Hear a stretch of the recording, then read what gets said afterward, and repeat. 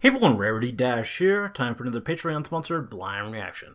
And this one comes to you courtesy of Dog Gamut, who has requested that I react to Difficulty in Video Games 1 and 2 by videogamedunkey. So yeah, more from Dunkey. I looked at one of his videos before, quite a while back now, and it was about some video game I had never even heard of. So, yeah.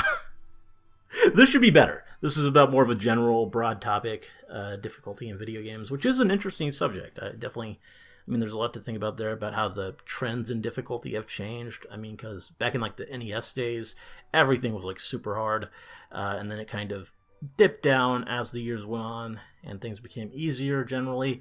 And now these days, you have games that are purposely designed to be super hard again, and it's just... I mean, there's always been hard games, but just the trends I'm speaking of, because you got like your Dark Souls and just all these games that are meant to be like really punishingly difficult. So yeah, they're definitely interesting things to talk about here, and I'm eager to hear Dunkey's perspective. So let's go ahead and get this started. Here we go. There are so many games that struggle to find that perfect balance between baby mode, challenging, and frustrating. Ideally, your game should land right in the middle there, next to Donkey Kong. But where this all gets muddled up is with the addition of multiple difficulties, scaling difficulties, overpowered techniques, exploits, ranking systems. It gets really messy when you start examining what's fair, what's bullshit, what should be easier, what should be harder. There's so many variables, and it's largely subjective to each player's skill level that I don't even know where to begin with this video. How about Halo 1, one of my favorite single-player shooters? It offers you 4 difficulties, which if you're a grown-ass man still playing video games, still playing Halo 1, you need to cross these two off right now. Now, playing on PC with a mouse and a keyboard, I could just barely, after about 700 deaths, just barely squeeze my way through this game on Legendary. It was fucked up. Halo 1 on Legendary changes a man. Take your word for it. But this is my problem. Which difficulty did I enjoy more? Legendary was more challenging, but guns like the assault rifle became obsolete. Most of the time, you're forced to use the plasma pistol, which is... I hate the plasma pistol. This shit is stupid. On Heroic, however, you have much more freedom in how you approach the game, but after playing on Legendary, it just feels like a cakewalk.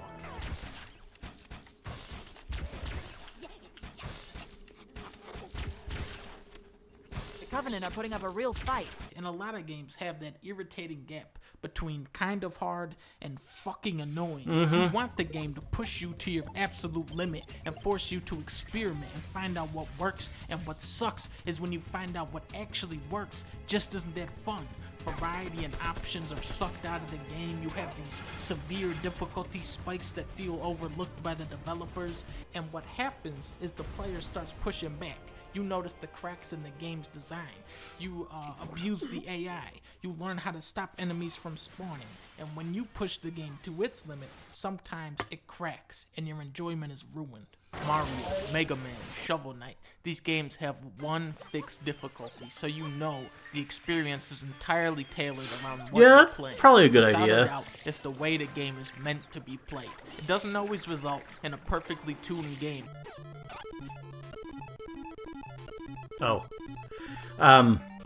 But it does lend a huge sense of legitimacy to what you're doing.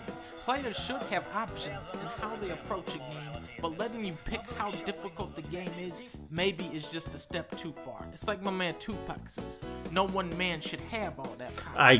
Bioshock 1 on hard, Uncharted 2 Did he say that? Crushing, Mass Effect 2 on insane. I mean, I know Kanye did, but maybe he stole it. For me. I think they're perfect. But then you have all these other supplementary difficulties that end up being inferior ways to experience the game. What's really smart are games that are easy to pick up but difficult to master. Let the player get a hang on what's going on and then continually ramp that shit up until it gets sadistic. Take Mario 64.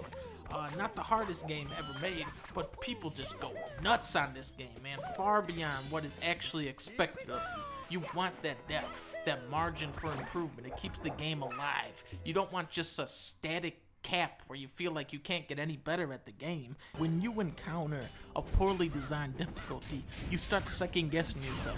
Is this all Lyric has to offer? A challenge would be nice. It's over? Oh, it's over. Whatever that was. Okay. I want to go through it again. You say, well, if I can't lose, why isn't this just a movie? Or why am I wasting so many hours trying to beat this one bullshit part? What the fuck? Why am I wasting my time playing this shitty game? Why do I even play video games? Why do I even exist? Okay. Yeah.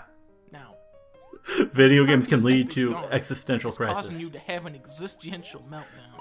That's when you need to take a break and say, this game is too easy. I need to go play some Donkey Kong Country. Now, in this game, all I'm thinking about is, man, I gotta fucking kick this beaver's ass. Basically, guys. What I'm trying to say with this video is that League of Legends sucks dick. Okay. Kind of a roundabout way to say it, but I sure. Never played it, but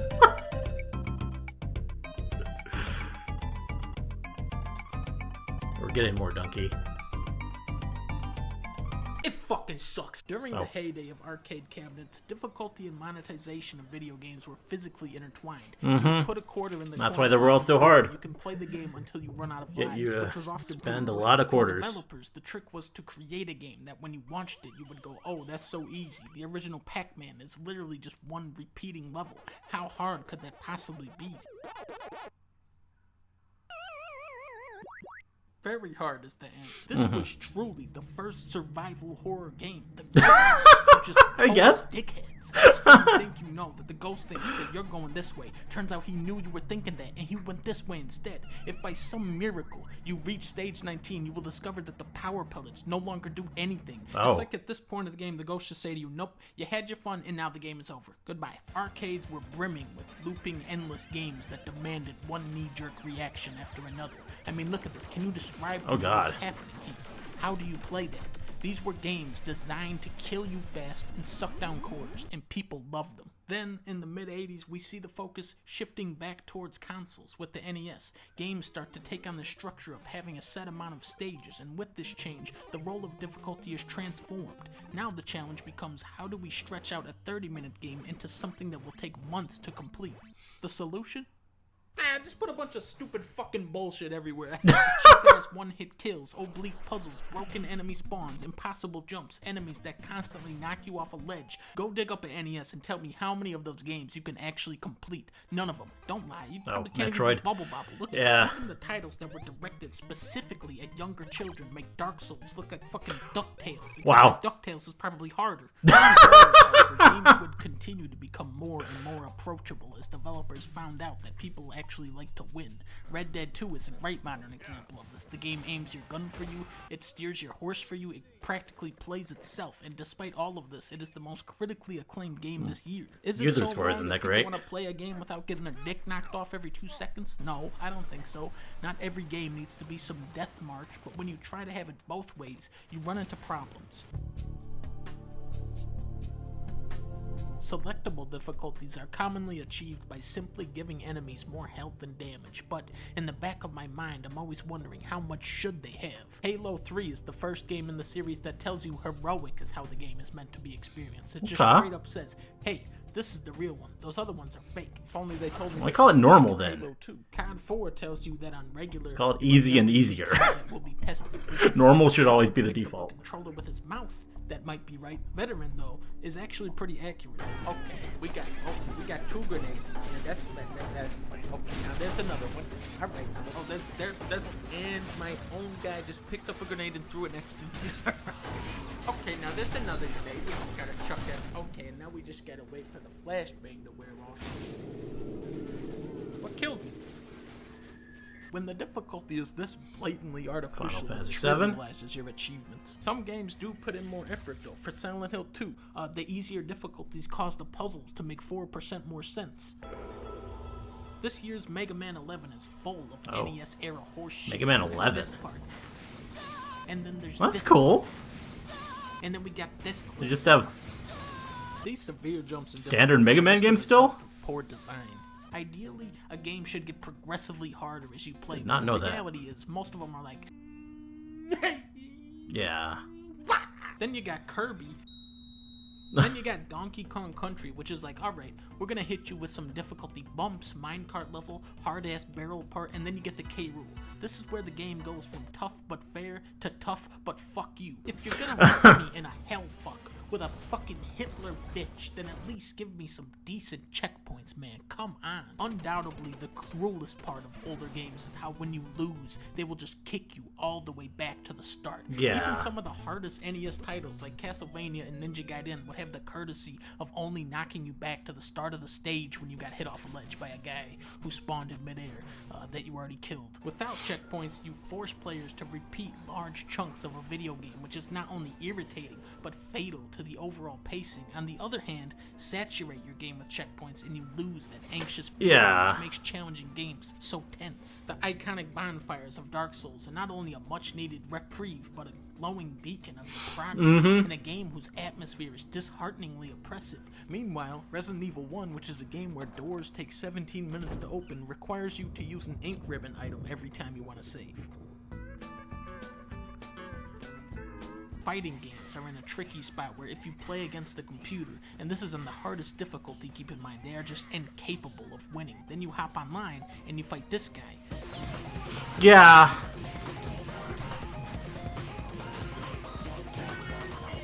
Team games like Overwatch and Call of Duty lower the bar for entry considerably by allowing 5 other people to pick up your slack, and if you lose, you can just blame your team. When you lose in a fighting game though, it's like, dude, game sucks, not my fault. Nah. Seemingly insurmountable challenge. They just say, fuck this. For me, that game was I just bloody. accept When I that played Dog this is in better than me. 2015, I couldn't even get past the first boss. Oh. It wasn't until last year that I actually figured out how simple these games are. Not to suggest it's easy, just simple. It's just dodge and hit. And once you understand that it's dodge and hit, then you realize that the game ain't shit. Pac. I think it's always better to be inclusive rather than exclusive. Take Ikaruga. This game is just ridiculous. What you're staring at here is, of course, hard difficulty. Now, let's turn it down to easy. Alright. Oh. Now this makes it much easier. It doesn't pull punches, yet if you go into the settings, it allows you to have infinite lives. Now you may ask, how can a game be challenging when you can't even technically lose? Like this. Okay. I died so many times on that first run through that at one point I thought I might run out of infinite lives. It was merely the first step, and on subsequent playthroughs I would go, oh wow, only 68 deaths this time. Oh wow, 50, 20, 13. Each time I returned to the game, I understood it a little bit better. Just like the 80s coin ops that inspired it, the idea of accomplishment doesn't stem from beating the game, but rather mastering it. The thing about difficult games is that they tend to grow on you, but is it the challenge that makes them so exciting, or rather the artistry hiding beneath?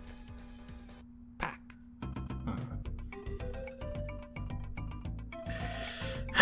Pac sure said a lot of wise things.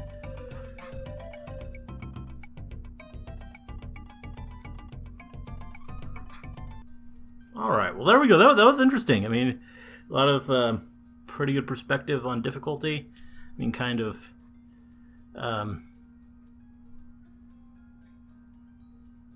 yeah, I mean, I don't think I really learned much, but he did lay it out pretty well, I think. Laid out the different experiences and everything that you have, all the different difficulty levels.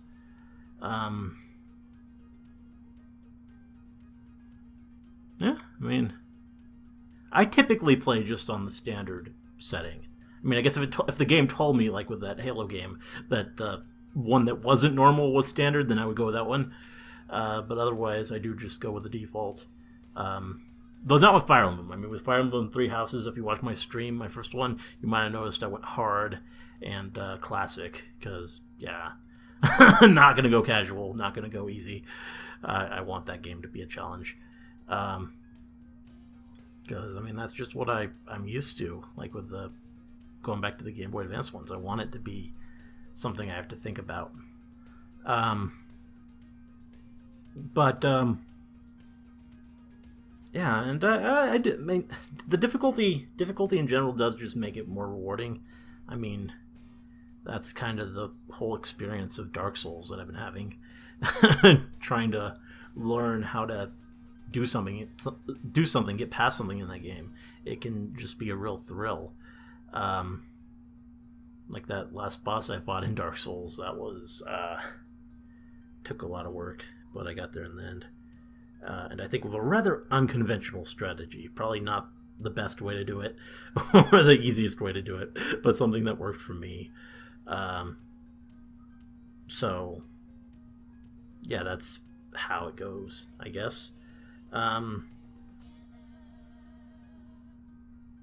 Yeah, I don't know. A lot of interesting insight in here, and yeah, pretty fun. He had some rather amusing comments too. Seems like a pretty cool guy, Dunkey, and yeah, I like the videos. So there we go. Hope you liked the reaction. Let me know if you did, and see you in the next one.